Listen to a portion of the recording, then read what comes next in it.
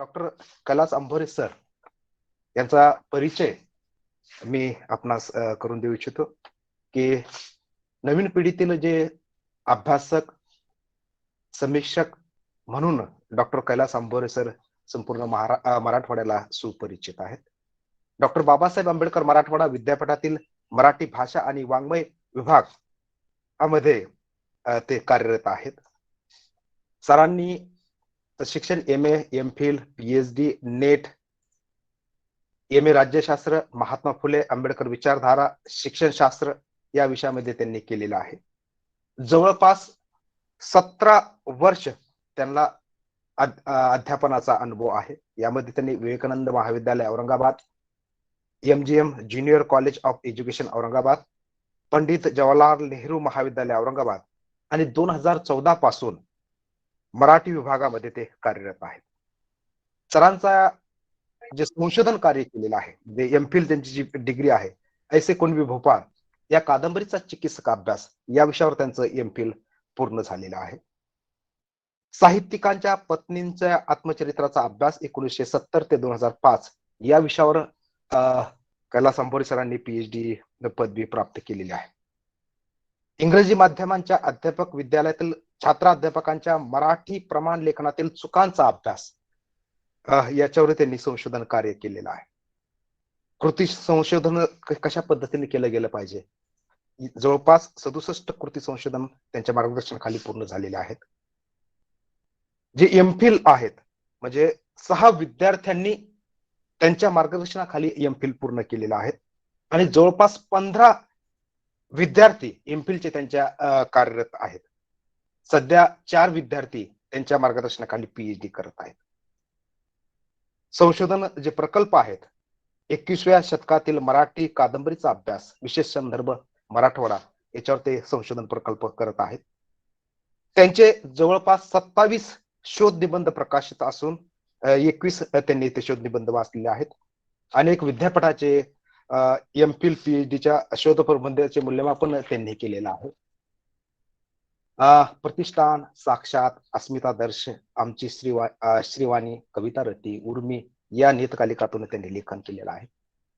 लोकमत, सकाळ, सामना, पुण्यनगरी, लोकाशा, दिव्य मराठी, महाराष्ट्र टाइम, लोकपत्र, एकमत, देशोन्नती इत्यादी वर्तमानपत्रातून परीक्षणात्मक लेखनही ते करत आले आहेत.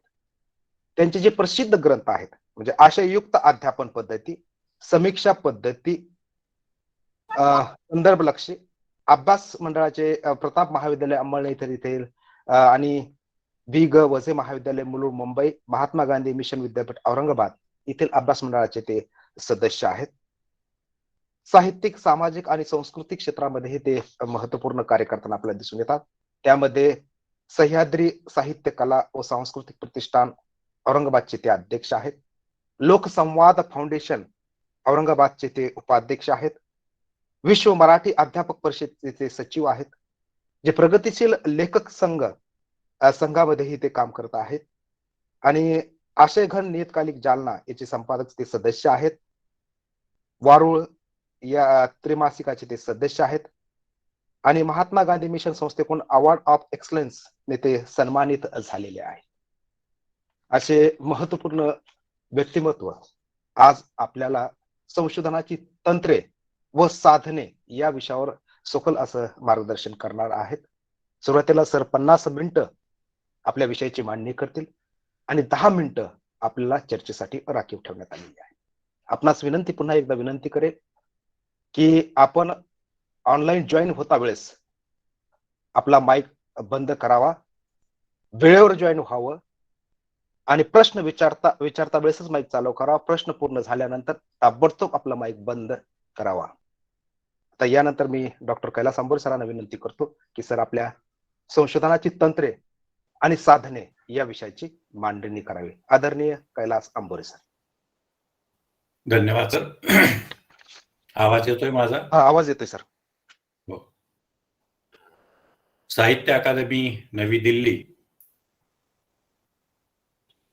UGC, HRDC आणि मराठी विभाग, अलीगड मुस्लिम केंद्रीय विद्यापीठ यांच्या संयुक्त विद्यमाने आयोजित करण्यात आलेल्या मराठी भाषा आणि साहित्य संशोधन विषयक कार्यशाळेच्या या दुसऱ्या दिवशीच्या पहिल्या सत्रामध्ये मला पाचारण केलं.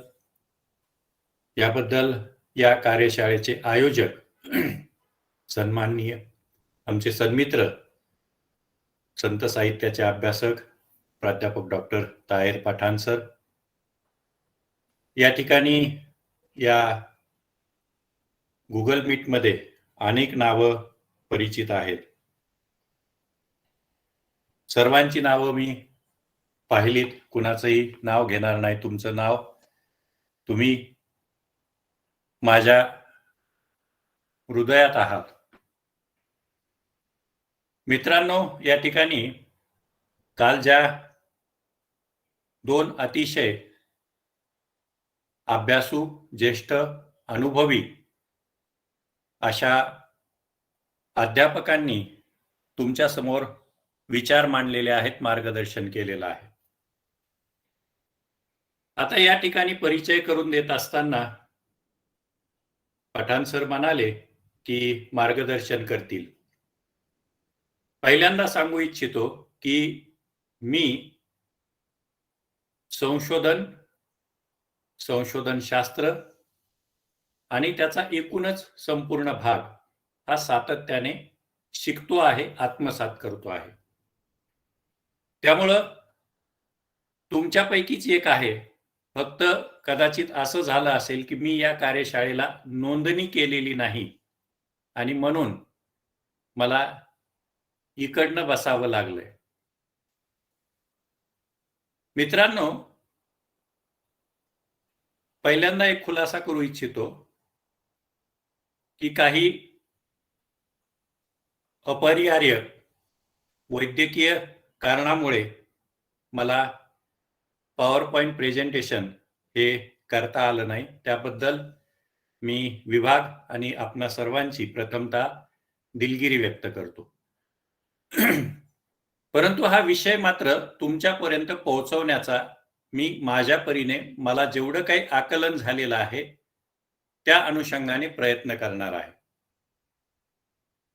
एकतर कालच मी पठाण सरांशी बोललो आणि बोलत असताना त्यांना असं म्हणालो की दुसऱ्या दिवशीचं पहिलं सत्र आणि यामध्ये आपण लागलीच तंत्र आणि साधनांच्या संदर्भामध्ये विचार करत आहोत. तर काही आयोजनाच्या संदर्भातल्या अडचणी असतात. साधन व्यक्तींची अनुपलब्धता, उपलब्धता या सर्व गोष्टींचं नियोजन करावं लागतं आणि त्यामुळं कधी कधी या पद्धतीने काही भाग मागे पुढे होतो. खरं तर संशोधन ही जी एक संकल्पना आहे त्याचं शास्त्र आहे. परंतु ते शास्त्र असताना आपल्या भाषा आणि साहित्य, विशेषतः मराठी सारख्या विषयामध्ये एवढं मुक्त पद्धतीनं संशोधन केलं जातं की अनेक विद्यापीठांच्या संशोधनाच्या संदर्भामध्ये स्थानिक आणि राज्य पातळीवरील वृत्तपत्रांनी त्याची दखल घेऊन त्या संदर्भामध्ये मालिका चालवलेल्या आपल्याला दिसतात. माझी अपेक्षा एवढीच आहे की आपण हे संशोधन करत असताना किंवा आपले विद्यार्थी, या ठिकाणी बहुसंख्य अध्यापक मंडळी आहेत, प्राध्यापक आहेत, आपण मार्गदर्शक आहात आणि आपल्या विद्यार्थ्यांनी संशोधन केल्यानंतर त्याचा असणारा प्रबंध जो आहे तो किमान 10 लोकांना दाखवता यावा, या पद्धतीनं शास्त्रीय संशोधनाची शिस्त पाळून आपण प्रबंध सिद्ध केला पाहिजे. या संदर्भानेच मी मांडणी करणार आहे. आजचा असणारा विषय हा पूर्णतः औपचारिक आहे, तांत्रिक आहे आणि त्यामुळे यामध्ये मी कोणत्याही प्रकारे अनावश्यक तुम्हाला सांगणार नाही. माझ्या अनुषंगाने मला जे काही आकलन झालेलं आहे ते मांडतो आहे. या कोविड पासनं हे तंत्रज्ञान जे आहे ते आपण आता मला वाटतं 2 वर्षात अतिशय चांगल्या पद्धतीने अवगत केलं असेल. तुमचे आवाज आले तर हरकत नाही, परंतु मी काही रिफ्रेशर ओरिएंटेशन मध्ये पाहिलंय की घरामध्ये तुमच्या काय चाललेलं असतं ते जगजाहीर होतं. कृपया असं होऊ नये, किमान याची तरी आपण काळजी घेतली पाहिजे. असो मित्रांनो, संशोधनाची तंत्रे आणि साधने हा भाग लक्षात घेण्यापूर्वी मला याचं असणारं स्थान हे पहिल्यांदा तुम्हाला स्मरण करून देणं महत्वाचं वाटतं. एकतर संशोधनाला प्रारंभ केल्यानंतर अगदी या संकल्पनेपासून ते प्रबंध सिद्ध होणे किंवा तो प्रबंध विद्यापीठ अनुदान आयोग किंवा वेगवेगळ्या प्रकारच्या संशोधन संस्था यांना सादर करणे इथपर्यंत आपण काम करत असतो. अशा स्थितीमध्ये संशोधनाचे जे टप्पे आहेत ते आपल्याला लक्षात येतात. एकतर सुरुवातीचा महत्वाचा भाग असतो तो म्हणजे आपण आपल्या संशोधन विषयाच्या अनुषंगाने एक आराखडा तयार करत असतो आणि आपलं संशोधन कार्य पूर्ण झाल्यानंतर आपण अंतिम सारांश पत्रिका तयार करत असतो आणि त्यानंतर आपला प्रबंध आपण सिद्ध केलेला असतो. या दरम्यानचा असणारा जो प्रवास आहे तो प्रवास आपल्याला विविध प्रकारचे अनुभव देऊन जातो. मी बोलत होतो ते साधनं आणि तंत्र यांचं असणारं स्थान कुठे आहे या संदर्भामध्ये. एक साधा स्थूल विचार करूया. विद्यापीठ अनुदान आयोगाने जी नियमावली, मी सगळ्या गोष्टी ज्या आहेत त्या नियमांना धरून फक्त या ठिकाणी बोलणार आहे. विद्यापीठ अनुदान आयोगाने सातत्याने निर्देशित केलेले जे नियम आहेत त्या नियमांमध्ये आराखडा, अंतिम सारांश पत्रिका आणि त्यासोबतच प्रबंध कसा असावा या संदर्भातले निर्देश दिलेले असतात. ही माहिती सातत्याने अद्ययावत होते. अगदी सांगायचं झालं तर प्रास्ताविकापासनं आपण सुरुवात करतो, विषय निवडी मागची भूमिका सांगतो, संशोधनाची गरज आणि महत्व विशद करत जातो. यामध्ये गृहीतक, उद्दिष्ट, त्यासोबतच आपल्या संशोधनाची असणारी व्याप्ती आणि मर्यादा, संशोधन पद्धती, या संशोधन पद्धतींना अनुसरून आपण साहित्यशास्त्र आणि समीक्षा शास्त्र या दोन्हींमध्ये उपयुक्त असणाऱ्या आपल्याला अभ्यास पद्धती अर्थात समीक्षा पद्धती यांचा उपयोग करतो. यासोबतच संशोधन पद्धतींच्या अनुषंगाने संशोधनाची तंत्र आणि साधनं देखील आपल्याला उपयोजावी लागतात आणि त्यानंतर आपण आपल्या संशोधनाला अनुसरून नमुन्याची निवड केलेली असते. तदनंतर प्रकरण योजना आणि शेवटी प्राथमिक संदर्भ सूची आणि नंतर अंतिम सारांश पत्रिका असेल तर काही निवडक संदर्भ ग्रंथांची सूची. या पद्धतीनं हे प्रारूप ठरलेलं असतं.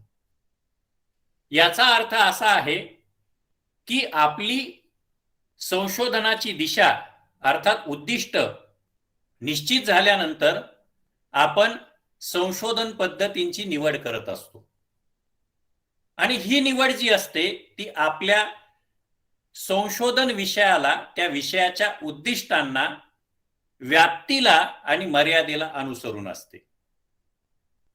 आणि या सोबतचा जो पुढचा टप्पा असतो तो म्हणजे संशोधनाच्या तंत्र आणि साधनांची निवड करणे. ही असणारी जी संशोधन तंत्र आणि साधनं आहेत त्याचा विचार करत असताना आपल्या विषयाच्या अनुषंगाने वेगळा विचार करावा लागतो. हा विचार नेमका कोणता असतो? तर पहा, ज्या साधनांना किंवा तंत्रांना आपण स्वतंत्र म्हणतो, ती साधनं आणि तंत्र बऱ्याच प्रमाणामध्ये एकमेकांमध्ये मिसळलेले आपल्याला दिसतात. एक,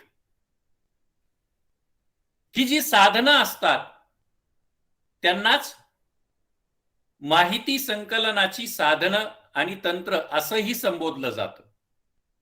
आणि किंवा अन्य एका दृष्टिकोनातून याकडे पाहिलं जातं, ते म्हणजे तथ्य संकलनाची साधनं व तंत्र. याचा अर्थ असा आहे की आपल्याला आपला निवडलेला जो विषय आहे त्या विषयाच्या संदर्भामध्ये जी माहिती संकलित करायची आहे त्या संकलनासाठी या साधनांचा अवलंब करावा लागतो. मग आपण आपल्या विषयाकडे वळूया. आपला भाषा आणि साहित्य असा जो विषय आहे, यामध्ये आपण दोन प्रकारे संशोधन करत असतो. एक म्हणजे आहे ते उपलब्ध आहे ते नव्याने सिद्ध करणे, म्हणजे विशेषतः संस्कृत पासून आलेली ही परंपरा आहे. किंवा आपल्या संशोधनामध्ये पाठ चिकित्सा नावाचा एक प्रकार आहे आणि पाठ चिकित्सा करून पाठ शुद्धी करणं हा भाग या पहिल्यामध्ये येतो. दुसरा प्रकार काय आहे, तर आपण अलीकडच्या काळामध्ये विविध विषय निवडतो. निवडलेले विषय त्या अनुषंगाने अध्ययन करून अभ्यास करून उपलब्ध साहित्याचा नव्याने अन्वयार्थ लावत निष्कर्ष नोंदवतो. आता यातला दुसरा प्रकार जो आहे तो खूप मोठ्या प्रमाणात आपल्याकडे होताना दिसतो. या पार्श्वभूमीवरती आपल्याला या साधनांचा आणि तंत्राचा विचार करावा लागतो. मी तुम्हाला सुरुवातीला एक विधान असं म्हणालो होतो की तंत्र आणि साधनं ही दोन्ही बऱ्यापैकी एकमेकांमध्ये मिसळलेली दिसतात. पहा, ती कशी मिसळलेली आहेत. तर पहा, साधन कशाला म्हणायचं, तर जे आपल्या माहितीच्या संकलनासाठी उपयुक्त ठरणारं एक उपकरण असतं त्याला आपल्याला साधन म्हणता येतं.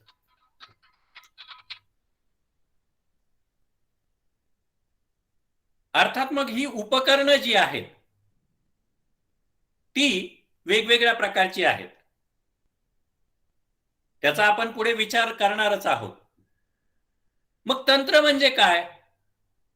ठीक आहे, साधन म्हणजे उपकरण हे आपण गृहीत धरूया. आणि मी सुरुवातीला सांगितलं तुम्हाला की याचं एक शास्त्र आहे, त्या शास्त्राचाच अवलंब आपल्याला करावा लागतो. तंत्र म्हणजे ज्या साधनांची आपण निवड केलेली असते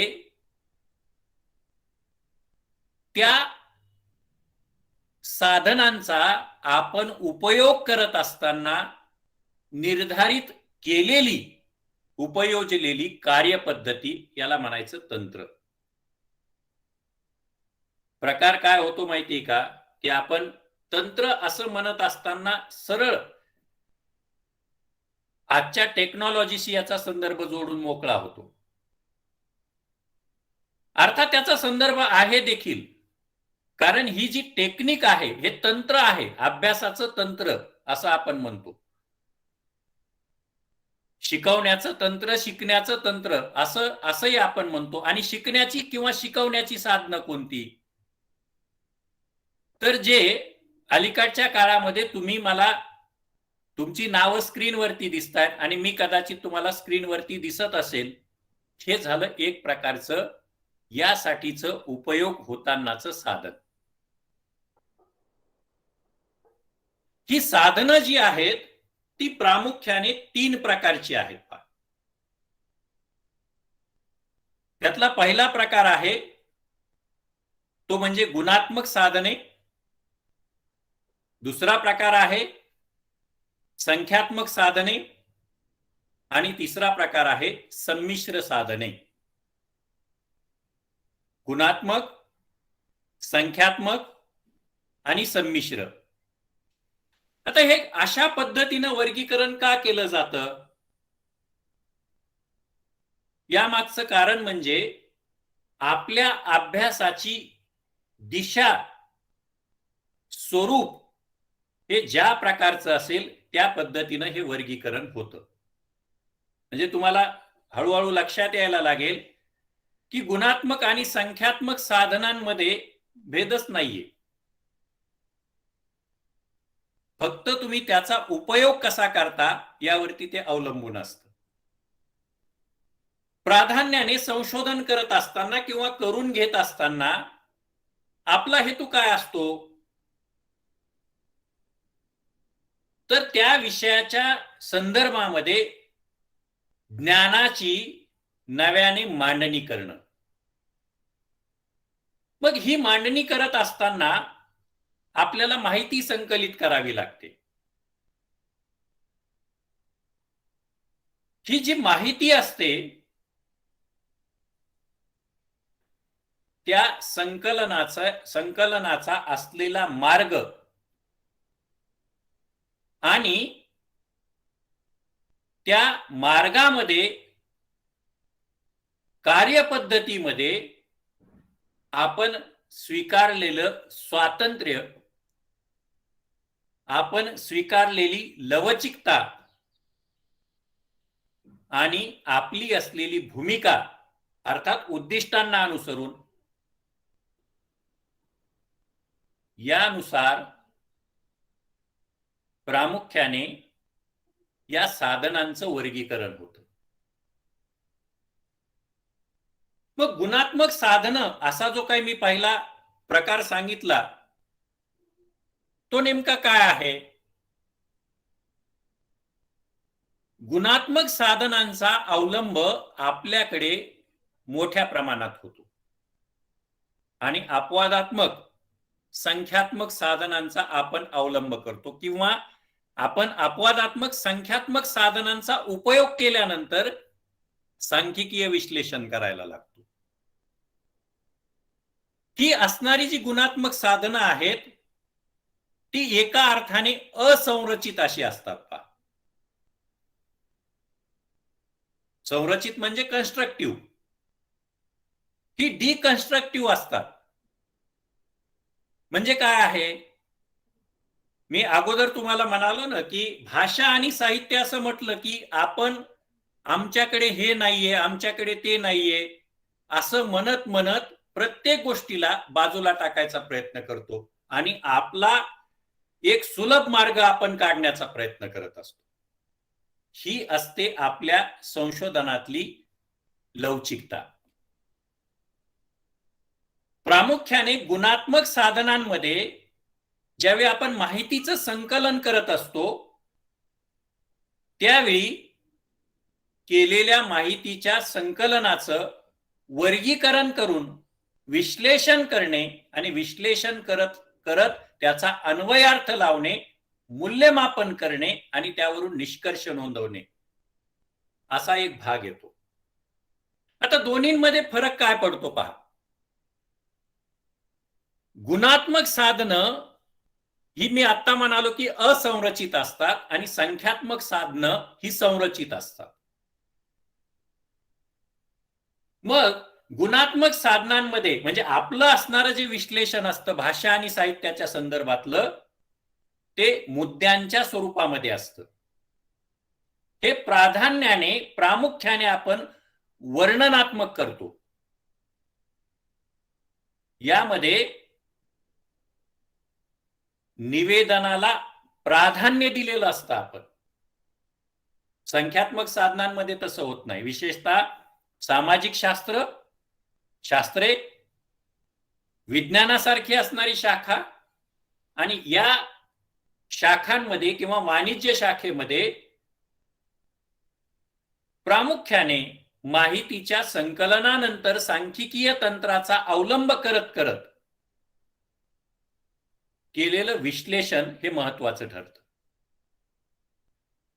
मग संख्यात्मकतेमध्ये काय केलं जातं, तर आपण संख्यात्मक माहितीमध्ये आपल्या प्राप्त झालेल्या माहितीचं वर्गीकरण करत असतो.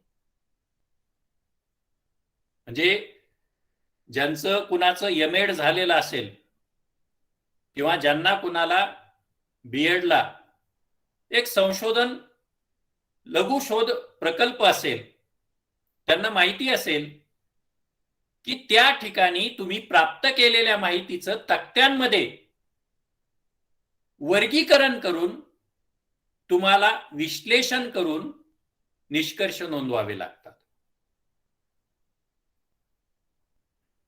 ही जी पद्धती आहे यामध्ये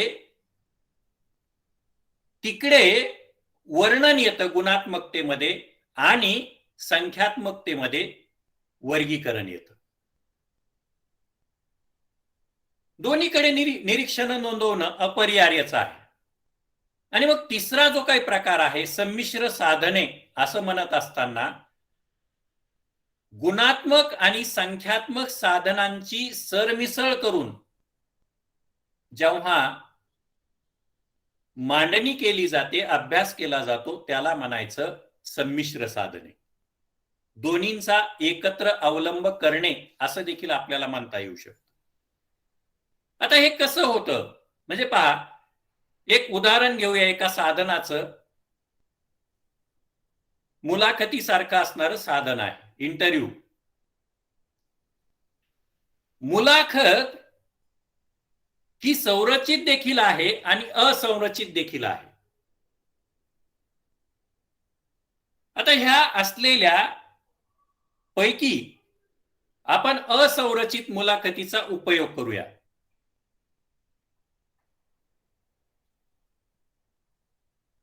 असंरचित मुलाखतीचा उपयोग करूया. कृपया तुमच्या मोबाईलचा किंवा पीसीचा आवाज कमी केला तर माझ्या आवाजाचा त्रास होणार नाही तुम्हाला.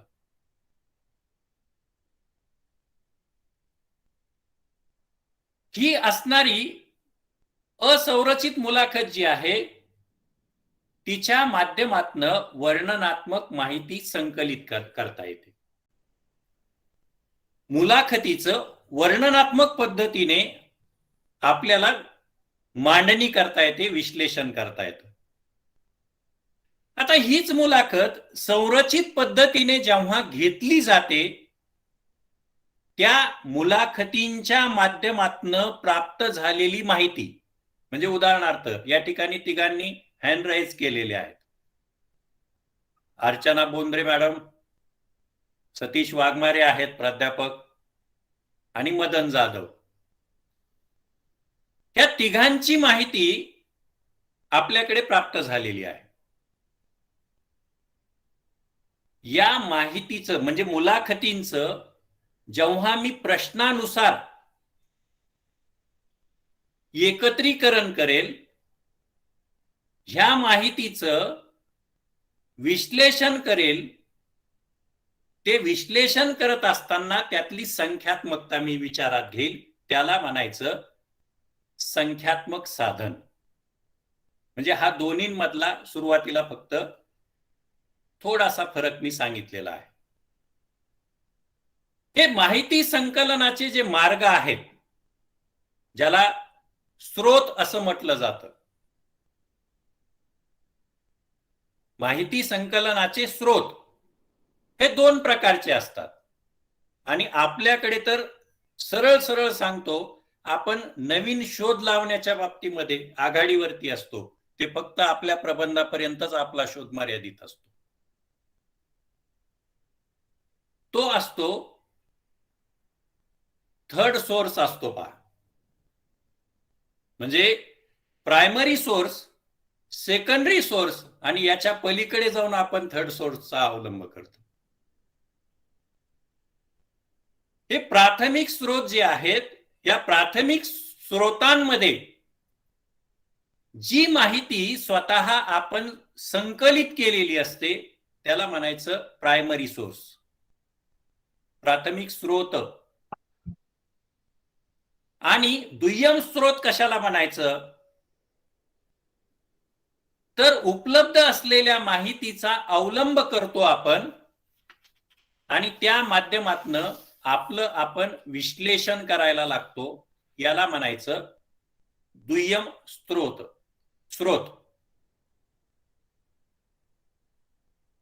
हे दुय्यम स्रोत जे आहेत, खर तर आपल्याकडची असणारी जी साधनं सातत्याने आपण उपयोगात आणतो, संशोधन शास्त्रामध्ये याला दुय्यम सोर्सचा दर्जा दिलेला आहे. पण तसं नाहीये. हे सोर्स आपल्याकडे प्रायमरी सोर्स म्हणून उपयोगात येतात. काही सेकंडरी सोर्स जे आहेत ते प्रायमरी सोर्स म्हणून आपल्याकडे उपयोगात येतात. ते कसे काय हे मी पुढे बोलणारच आहे. आता या साधनं जी आहेत त्यामध्ये पहिल्यांदा थोडक्यात तुम्हाला सांगतो की प्राथमिक स्रोत जे आहेत, मार्ग जे आहेत, त्यामध्ये एक तर निरीक्षण असतं पहा, ज्याला ऑब्झर्वेशन असा म्हटलं जातं. दुसरं आहे मुलाखत, इंटरव्ह्यू. तिसरं आहे प्रश्नावली. चौथं आहे व्यक्ती अभ्यास. पाचवं आहे विविध प्रकारच्या असणाऱ्या चाचण्या.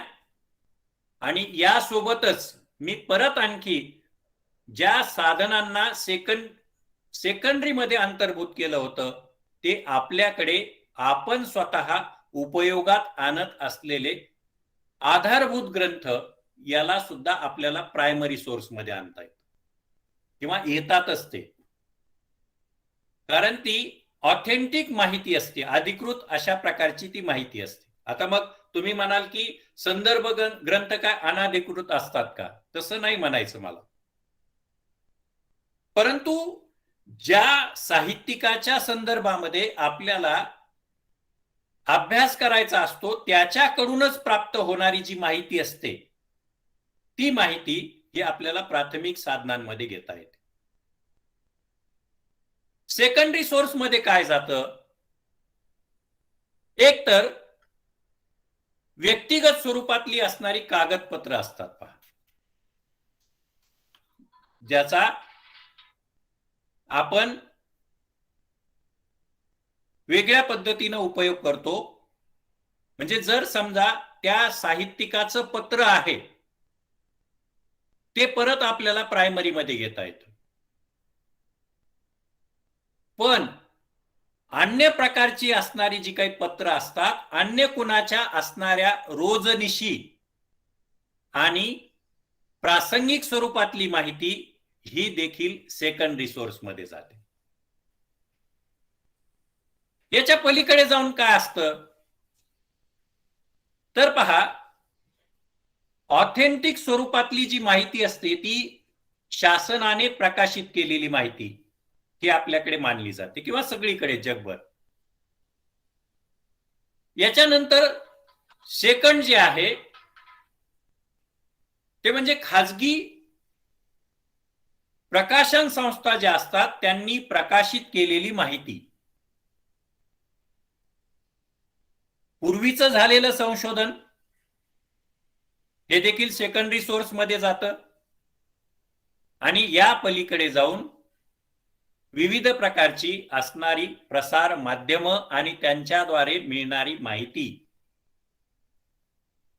याचा देखील अंतर्भाव सेकंडरी सोर्स मध्ये होतो. आता याच्याशिवाय देखील मित्रांनो, सातत्याने तंत्रज्ञानाचा जो विकास होतोय त्याच्या माध्यमातून काही साधनं आणि तंत्र प्रचलित झाल्याचे आपल्याला दिसतात. त्याचा देखील मी परामर्श घेणार आहे. आता साधन कसं निवडावं तर तो आपला असणारा विषय, आपलं असणारं उद्दिष्ट, आपली असणारी क्षमता आणि त्या साधनांच्या संदर्भामध्ये, त्या साधनांच्या पैलूच्या संदर्भामध्ये आणि विशेषतः आपल्या अभ्यास विषयाच्या विविध पैलूंच्या संदर्भामध्ये तुम्हाला त्या साधनांचा यथायोग्य अवलंब करता येणं गरजेचं असतं. महत्वाचा आहे मित्रांनो आपला एक उद्देश, दुसरा आहे उपलब्ध असणारी साधनं, आणि तिसरं असतं आपल्याकडे असणारी संशोधन कौशल्य. आणि माफ करा मला, हा जो तिसरा प्रकार आहे ना, त्या बाबतीमध्ये आपण खूप मागे असतो. कारण आपला प्रबंध सिद्ध होईपर्यंत खरं तर पठाण सरांचे या ठिकाणी आपण आभार मानूया. अशा प्रकारच्या कार्यशाळा सातत्याने होणं गरजेचं आहे की या माध्यमातून तरी किमान आपण तात्विक स्वरूपातील माहिती प्राप्त करून घेत असतो. ही जी साधनं आहेत त्यातल्या पहिल्या म्हणजे प्रायमरी सोर्स कडे जाऊया आपण.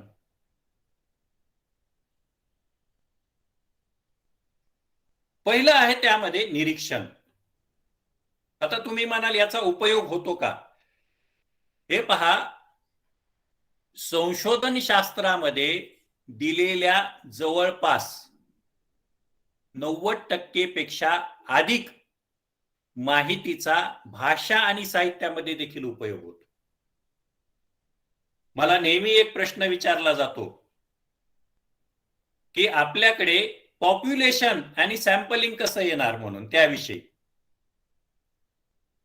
पॉप्युलेशन अँड सॅम्पलिंग हा जो प्रकार आहे तो प्रत्येक विषयामध्ये प्रत्येक शाखेमध्ये येतोच येतो. म्हणजे उदाहरणार्थ समजा तुम्ही कादंबरीची निवड केली, पॉप्युलेशन काय असेल? समग्र मराठी साहित्य, अर्थात जनसंख्या ज्याला मराठीमध्ये आपण म्हणतो ते. सॅम्पलिंग काय आहे आपलं? कादंबरी. आता त्यापैकी देखील तुम्ही नवोत्तर काळातील दलित कादंबरीची निवड केली, तिथे तुमचं पॉप्युलेशन आणि तुमचं सॅम्पलिंग बदलतं. प्रत्येक वेळी हा बदल होताना दिसतो. सांगण्याचं तात्पर्य हे आहे की सगळी असणारी साधनं ही देखील आपल्या उपयोगात येतात. मग निरीक्षणाचा कसा उपयोग होतो?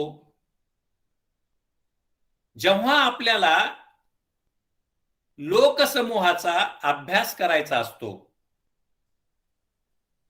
लोकजीवनाचा अभ्यास करायचा असतो, अशा परिस्थितीमध्ये आपल्याला निरीक्षणासारखं साधन उपयोगात येतं.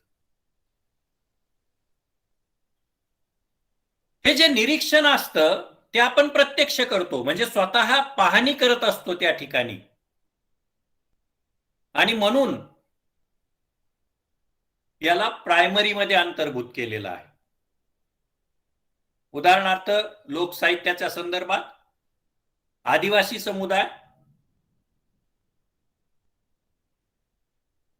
या प्रकारे केला जाणारा जो अभ्यास असतो किंवा पाहणी असते, ती पाहणी याला म्हणायचे निरीक्षण. मित्रांनो, ज्या ज्या ठिकाणी आपल्याला प्रश्न विचारून माहिती काढता येत नाही, अशा ठिकाणी आपल्याला या निरीक्षण साधनाचा उपयोग करता येतो.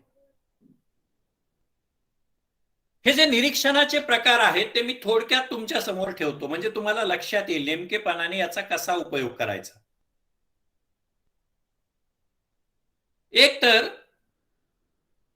सहभागी निरीक्षण असतं. पहा, सहभागी निरीक्षण म्हणजे काय? तर संशोधकाचा असणारा जो टार्गेट ग्रुप असतो, त्या टार्गेट ग्रुपमध्ये सहभागी होऊन माहिती प्राप्त करून घ्यायची असते. मी आता जी उदाहरणं सांगितलं ना, लोकजीवनाच्या संदर्भामध्ये वगैरे वगैरे, तिथं जाऊन हे सगळं करून घेणे. दुसरा प्रकार असतो यातला, तो म्हणजे तटस्थ निरीक्षण. म्हणजे कोणत्याही गटामध्ये आपण सहभागी न होता त्यापासनं बाजूला राहून निरीक्षण करायचं. कारण निरीक्षण हे ज्ञान प्राप्तीचं अतिशय महत्वाचं साधन असतं. हे निरीक्षणाचे काय उपयोग होतात पाहूया. म्हणजे मान्य करतो, उदाहरणार्थ आपल्याला भाषा अभ्यास करायचा नाहीये, भाषा सर्वे करायचा नाहीये, निरीक्षणामध्येच येतं ते देखील. लोकजीवनाचा अभ्यास करायचा नाहीये, अशा स्थितीमध्ये देखील आपल्याला टेबल वर्क करत असताना, ग्रंथांचा अभ्यास करत असताना निरीक्षणाचा उपयोग होतो. तो कसा? म्हणजे पहा, जेव्हा आपण संशोधन आराखडा तयार करतो, आपल्या संशोधनाचं प्रारूप तयार करत असतो, त्यावेळी जी गृहीतकं आपल्याला मांडावी लागतात, ती गृहीतकं तुम्हाला हवेत गोळीबार करून चालत नाही. किमान त्या विषयाच्या संदर्भामध्ये जुजवी स्वरूपात का होईना, परंतु माहिती असावी लागते, वाचन असावं लागतं, तरच तुम्हाला ती गृहीतकं मांडावी लागतात. म्हणजे काय केलं तुम्ही? तर उपलब्ध साहित्याचं निरीक्षण केलेलं असतं आणि हे निरीक्षण करून आपण गृहीतकं मांडत असतो. आणि जेव्हा आपण गृहीतकं मांडलेली असतात, उद्दिष्टांचा विचार करायला लागतो, तेव्हा प्राप्त केलेल्या माहितीचा विश्लेषण करत असताना ती माहिती उद्दिष्टांना अनुसरून कशी आहे हे सांगण्याचा आपला जो प्रयत्न असतो, तेव्हा देखील आपण निरीक्षणाचा अवलंब करतो. म्हणजे एकतर माहिती संकलित करत असताना आणि माहिती संकलन अभ्यासाला आरंभ करण्याच्या पूर्वी देखील. आता निरीक्षण जे आहे ते दोन पद्धतीने केलं जातं पहा. एक नैसर्गिक पद्धती असते की कोणत्याही प्रकारची ढवळाढवळ न करता, समोरच्या व्यक्तीच्या लक्षात न येऊ देता केली जाणारी पाहणी. आणि दुसरं असतं नियंत्रित निरीक्षण, ज्याला अनैसर्गिक, कृत्रिम असं देखील संबोधलं जातं. मग त्या ठिकाणी काय करणार? उदाहरणार्थ पहा, आपण रस्त्यावरून फिरतोय, मनसोक्त हालचाल करतोय आपण, हे झालं नैसर्गिक वर्तन आपलं. आणि कुणीतरी दुरून आपल्याला पाहतंय, त्या पाहणाऱ्याकडे आपलं लक्ष नाहीये, त्याची आपल्या संदर्भातली पाहणी, हे नैसर्गिक निरीक्षण झालं. पण असं लक्षात येतं की आपण ज्या ठिकाणी आपल्या नैसर्गिक हालचाली करतोय तिथं सीसीटीव्ही बसवलेला आहे. काय होतं? आपल्याला वर्तनावरती मर्यादा येतात आणि अतिशय शिस्तबद्ध पद्धतीनं आपण चालायला लागतो. हे नियंत्रित निरीक्षणाचे दुष्परिणाम देखील आहेत. मग निरीक्षण कुठं करावं, कसं करावं आणि का करावं, याच्या संदर्भामध्ये सुद्धा काही तत्व ठरलेली आहे. आणि ती तत्व म्हणजे, एकतर तुमचं स्थान निश्चित जर झालेलं असेल, त्यावरून त्या माध्यमातनं कसं करावं, तर पूर्वतयारी असली पाहिजे. आणि का करावं, तर आपल्याला माहिती प्राप्त करून घ्यायची आहे. मी बोलत होतो सुरुवातीला की संरचित आणि असंरचित मुलाखतीचा जसा प्रकार आहे, तसे निरीक्षणाचे देखील संरचित, असंरचित, सहभागी आणि असहभागी असे प्रकार आहेत. संरचित म्हणजे काय? तर आपण सगळं नियोजन केलेलं असतं आणि त्या नियोजनाच्या माध्यमातून निरीक्षण करणं. मग यासाठी साधनं कोणती वापरायची? तर प्रत्यक्ष पाहणी, अलीकडे मोबाईल कॅमेरे, वेगवेगळ्या प्रकारची असणारी अद्ययावत उपकरणं. मग संरचित का असतं, तर जिथे कोणत्याही प्रकारची बंधनं नसतात, आपण आपल्या गरजेनुसार बदल करायला लागतो, याला म्हणायचं असंरचित निरीक्षण. आणि जिथे आपण सहभागी होतो त्याला म्हणायचं सहभागी, आणि जिथे आपण सहभागी नसतो त्याला म्हणायचं असहभागी. मित्रांनो, त्या निरीक्षणावरून, त्या माध्यमातून प्राप्त झालेल्या नोंदी ज्या असतात त्यावरूनच आपल्याला विश्लेषणामध्ये गुणात्मकता आणि संख्यात्मकता देखील आणता येते. म्हणजे उदाहरणार्थ पहा, भाषिक माहिती आपण प्राप्त केली आणि त्या माहितीचं विश्लेषण करत असताना वारंवारिता, सारणीचा जर तुम्ही उपयोग करत असाल, स्टॅटिस्टिकल अनालिसिसच्या जे काही मीन, मोड, मीडियन वगैरे शब्द, किंवा तुम्हाला माहिती देखील असेल हे सगळं, ते जर आपण उपयोगात आणत असू तर हे सांख्यिकीयकडे घेऊन जातं आपल्याला. आणि जर समजा आपण पडताळा सूचीसारख्या तंत्राचा अवलंब केला विश्लेषणाच्या, तेव्हा आपण गुणात्मकतेकडे यायला लागतो. असं असणारं हे पहिलं साधन आहे. आपल्या दृष्टिकोनातूनच अतिशय महत्वाचं असणारं साधन म्हणजे मुलाखत, इंटरव्ह्यू. काय आहे इंटरव्ह्यू? तर आपल्याला त्या व्यक्तीच्या संदर्भामध्ये माहिती प्राप्त करायची असते. विशेषतः आपल्याकडे जो एका लेखकाचा अभ्यास केला जातो किंवा विविध लेखकांचा अभ्यासासाठी अवलंब करणे, त्यांच्या कलाकृतींचा अवलंब करणे, आणि अशा स्थितीमध्ये काही निवडक साहित्यिकांच्या मुलाखती घेणे. ह्या मुलाखती देखील उद्दिष्टानुसार वर्गीकृत केल्या जातात, औपचारिकतेनुसार वर्गीकृत केल्या जातात. आणि यातला एक अतिशय महत्वाचा भाग आहे तो म्हणजे मानव जाती वर्णनात्मक मुलाखत नावाचा एक प्रकार आहे. म्हणजे कालच आमच्याकडे एक व्हायवा होता, प्री व्हायवा, आणि त्या व्हायवामध्ये मी सहज विचारलं की लेखकाची मुलाखत घेतली नाही का? विद्यार्थ्याने उत्तर दिलं की सर आता घेणार आहे. आता मला सांगा, त्या मुलाखतीचा आणि तुम्ही केलेल्या अभ्यासाचा जर काडी मात्र संबंध नसेल तर ती मुलाखत कशासाठी घ्यायची? म्हणजे आमचं संपूर्ण काम झाल्यानंतर जर आम्ही त्या लेखकाला जाणून घेणार असू तर त्या अशा प्रकारच्या मुलाखतीचा काही उपयोग नसतो. हे जे 4 प्रकार आहेत ना, त्यातल्या फक्त एका प्रकाराच्या संदर्भात बोलतो. मानव जाती वर्णनात्मक मुलाखत जे म्हणतो, तिचा आपल्याला सातत्याने उपयोग होतो. कशासाठी?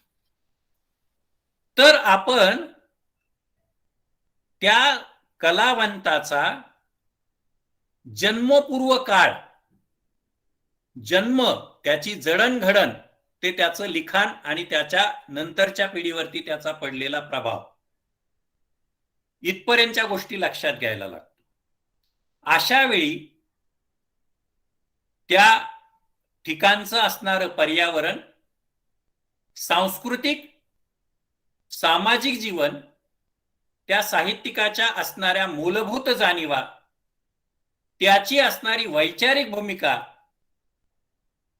आणि त्याने साहित्यातून मांडलेला विचार, हे सगळं मानव जाती वर्णनात्मक मुलाखतीमध्ये अंतर्भूत होतं. आपल्याला फक्त मुलाखत माहिती असते, पण ती मुलाखत नेमकी कोणत्या प्रकारची? खरं तर आपण सगळ्या याचे उपप्रकार सुद्धा आहेत, परंतु तेवढा वेळ नाहीये आपल्याकडे, कारण यावरती बोलायचं म्हटलं तर किमान 3 तास लागतात. त्याचा आपण अवलंब करतो, अनेक उपप्रकारांचा एकत्रितपणे आपण अवलंब करतो आणि प्राप्त झालेल्या मुलाखतीचा विश्लेषणासाठी, आपल्या अन्वयार्थ लावण्यासाठी आपल्याला उपयोग करून घ्यायचा असतो. तो मात्र सुरुवातीलाच करणं सुरुवातीलाच मुलाखत घेणं, पण असा प्रकार असतो की आपला सुरुवातीला अभ्यासच झालेला नसतो. मी मला बाजूला ठेवत नाहीये बरं का, ते सातत्याने लक्षात घ्या. जसजसे प्रकरण पुढे जातात तसतसंच आपलं वाचन सुरू असतं. संपूर्ण वाचन केलं आणि त्यानंतर मग विश्लेषणाला अन्वयार्थ लावण्याला प्रारंभ केला. असं जर झालं तर ते सूत्रबद्ध पद्धतीने संशोधन होतं. आणि ज्या साधनाचा मुलाखती बरोबरीनेच अतिशय उत्तम पद्धतीने आपल्याला उपयोग होतो तो म्हणजे प्रश्नावली हे साधन. आता ही प्रश्नावली जी असते ना ती देखील आपण उपयोजतो पहा. म्हणजे मुलाखतीमध्ये फेस टू फेस इंटरॅक्शन याला महत्व दिलेलं आहे. मग ते एक किंवा एकापेक्षा अधिक व्यक्ती असू द्या, त्या दोन व्यक्तींमधला संवाद जो असतो तो ती एका अर्थाने मुलाखत असते. या मुलाखतीसाठी आपण प्रश्नावली या साधनाचा उपयोग करतो. म्हणजे पहा, माझ्याकडे काम करणाऱ्या एका विद्यार्थिनीने सन्माननीय यशवंत मनोहर सरांच्या संदर्भामध्ये काम करत असताना प्रश्न तयार केले आणि सरांशी प्रत्यक्ष संवाद साधण्याच्या ऐवजी ती प्रश्नावली टपालाने पाठवून दिली. प्रबंधामध्ये काय केलं आपण? मुलाखत छापली. साधनं कोणती वापरली? एक मुलाखत आणि दुसरं प्रश्नावली. याचा अर्थ असा नाहीये की मुलाखतीमध्ये प्रश्न येत नाहीत, पण प्रश्नावली म्हणजे जी प्रश्नावली प्रामुख्याने सामाजिक शास्त्रांमध्ये माहिती संकलनासाठी दिली जाते आणि त्या माध्यमातून माहिती एकत्र केली जाते, त्याद्वारे विश्लेषण केलं जातं. इथे प्रश्नावलीचा अधिक प्रमाणात उपयोग होतो, हे मला या ठिकाणी सांगायचं आहे. मग ही प्रश्नावली भरून घेत असताना कोणत्या अडचणी येतात वगैरे वगैरे हे सगळं तुम्हाला माहिती आहे. आपण कशा प्रकारे प्रतिसाद देतो, म्हणजे आपल्याच विषयाच्या संदर्भामध्ये कुणी जर आपल्याला प्रश्नावली भरून मागवली असेल की शेवटचं वाचलेलं पुस्तक कोणतं किंवा सध्या साहित्य व्यवहारामध्ये काय चालू आहे, तर आपल्याला हे नकोसं वाटायला लागतं. मित्रांनो, निरीक्षण असू द्या, मुलाखत असू द्या किंवा प्रश्नावली असू द्या, याचा आपल्याला आपल्या विषयामध्ये अतिशय उपयोग होतो. आणि चौथं जे साधन आहे ते म्हणजे चाचणी. या चाचणीचा उपयोग खरं तर आपण या पद्धतीने जात नाही, परंतु त्याचा आपण अवलंब केला पाहिजे. कशासाठी? तर पहा, आपण भाषेच्या संदर्भाने सातत्याने बोलतो. आता भाषा संवर्धन पंधरवडा सुरू आहे. कधी आपण अशी पाहणी केली का की किती प्रमाणात आपल्या विद्यार्थ्यांमध्ये भाषेचा विकास झालाय, किती प्रमाणात या संकल्पनांचं आकलन होतं, किंवा आणखी पुढे जाऊन आपल्या संदर्भात बोलतो, शासनाचे निघणारे GR आणि त्या GR मध्ये उपयोगली जाणारी भाषा, ही जी परिभाषा असते त्या परिभाषेचं तुमच्या माझ्या सारख्या असणाऱ्या मराठीच्या अध्यापकांना, अध्ययनार्थींना किती प्रमाणात आकलन होतं. आणि अधिकारी, प्रशासकीय अधिकारी त्याचं कशा पद्धतीने आकलन करून अन्वयार्थ लावतात याचा आपण कधीच विचार करत नाही. खरं तर हा देखील एक संशोधनाचा विषय आहे. असो, आणि यासोबत एक महत्वाचं साधन ते म्हणजे उपलब्ध असणारे ग्रंथ, अर्थात ग्रंथालयातले ग्रंथ. ग्रंथालय पद्धती म्हणून देखील आपल्याकडे प्रचलित झालेली तुम्हाला दिसते. हे ग्रंथ जे आहेत ते मी सुरुवातीला तुम्हाला सांगितलं की आधारभूत जर असतील तर त्याचा अंतर्भाव आपल्याला प्राथमिक स्रोतांमध्ये करता येतो. ते ग्रंथ हे मूळ लेखकांचे असले पाहिजे. आता थर्ड सोर्स जे मी म्हणालो होतो ना, काय होतं की उदाहरणार्थ समीक्षेतील नव्या संकल्पनांसारखं पुस्तक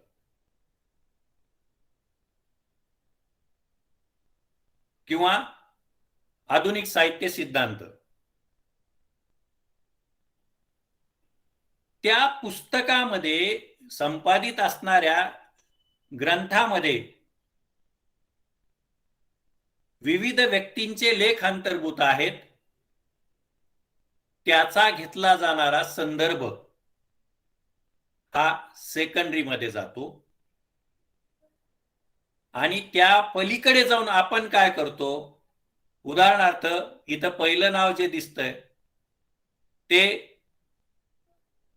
अजय बारसगडे यांनी तो संदर्भ घेतलाय. मी काय करतो, अजयजींच्या त्या प्रबंधातून किंवा त्या पुस्तकातून तो संदर्भ उचलतो आणि मूळ पुस्तकाचा पृष्ठ क्रमांक देतो, प्रकाशन माहिती देतो. याला अर्थ नसतो, हा थर्ड सोर्स असतो. ते मुळात आपण पाहिलेलंच नसतं. कारण एखाद्या वेळी त्या संशोधकाकडून अभ्यासाकडून त्यामध्ये चूक झालेली असेल तर तीच चूक सातत्याने आपण पुढे घेऊन जाण्याचं काम करत असतो. आता ही जी गुणात्मक साधनं आहेत ती संख्यात्मकतेमध्ये कशी जातात हे मी तुम्हाला सांगितलं. ती इकडे देखील दोन्हीकडे येतात पहा. म्हणजे पहा, असंरचित मुलाखत, संरचित मुलाखत, निरीक्षण आणि सेकंडरी सोर्स हे दोन्हीकडे आपल्याला अंतर्भूत करता येतं. त्याचं कारण आहे, तुम्ही विश्लेषण करत असताना, निरीक्षण नोंदवत असताना कोणत्या स्वरूपामध्ये निरीक्षण नोंदवता आहात आणि विश्लेषणासाठी अन्वयार्थ लावत असताना कोणत्या पद्धतींचा किंवा तंत्रांचा अवलंब करताय यावरती अवलंबून असतं. वेळ कमी आहे. तिसऱ्या दुय्यम स्रोतांच्या अनुषंगाने पुढे जातो. हे असणारे जे सेकंडरी सोर्स आहेत त्यावरून आपण काय करतो, अलीकडे तर एवढी चांगली सुविधा उपलब्ध झाली,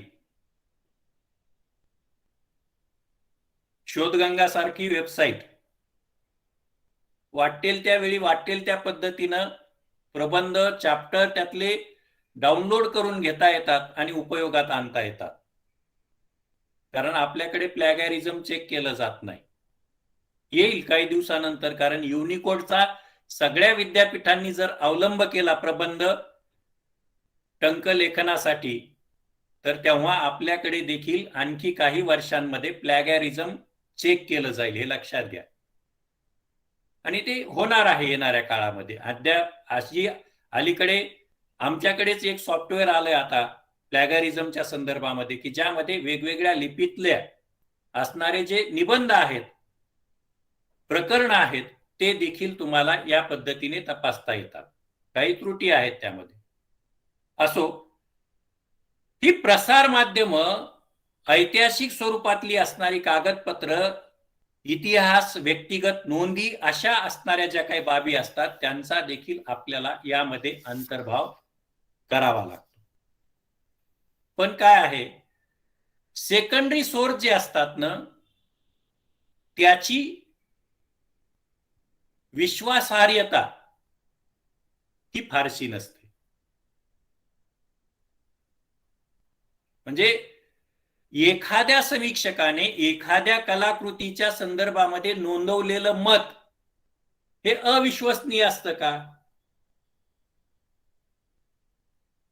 आता याचं उत्तर शोधा. एक. आणि दुसरी गोष्ट, हे त्रिकालाबाधित सत्य असतं का? म्हणजे सतीश वाघमारेंच्या ऐवजी मी जर बसलो, मी माझ्या पद्धतीने पाहायला लागलो, त्यांचा दृष्टिकोन वेगळा असेल, माझा दृष्टिकोन त्या कलाकृतीकडे पाहण्याचा वेगळा असेल.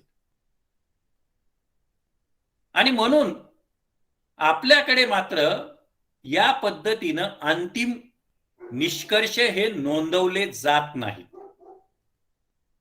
आणि बऱ्याचदा ते ढोबळ स्वरूपामध्ये देखील असतात.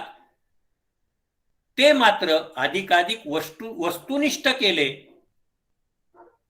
तर या माध्यमातून निश्चित अशा प्रकारच्या नव्या ज्ञानाची उपलब्धता नव्या अभ्यासकांसाठी होऊ शकते असं म्हणता येतं.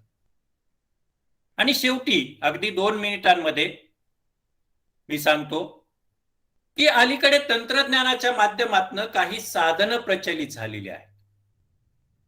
म्हणजे उदाहरणार्थ कॉम्प्युटर आणि वेगवेगळ्या प्रकारचे असणारे सॉफ्टवेअर्स हे साधन आहे. आता याचं वर्गीकरण तुम्हाला दोन्हीकडे करता येतं परत.